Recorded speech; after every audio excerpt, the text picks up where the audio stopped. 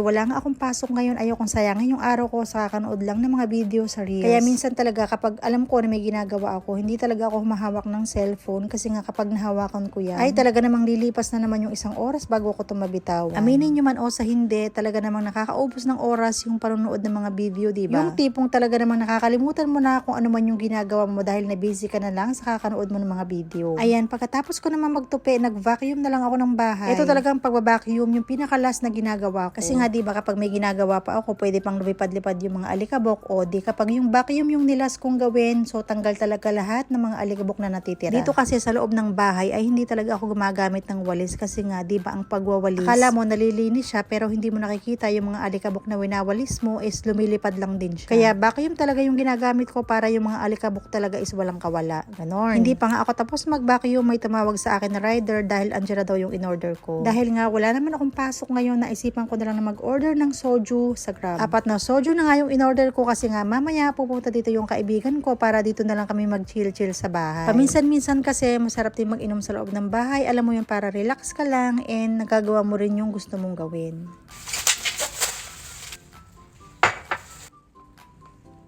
Nagtapon na nga rin pala ako ng basura sa labas at dahil nga mamaya pa naman pupunta yung aking kaibigan. So yung mga soju inilagay ko muna yan sa ref para naman mamaya pagdating niya is malamig na din. Dahil medyo marami din tayong ginawa ngayong araw, nakapag-shower na rin nga pala ako dito. Ito na nga rin pala yung sinuot kong damit kasi nga comfortable to and malamig to sa katawan. Spray na nga rin pala ako dito ng konting perfume at paano ba yan? Arat na!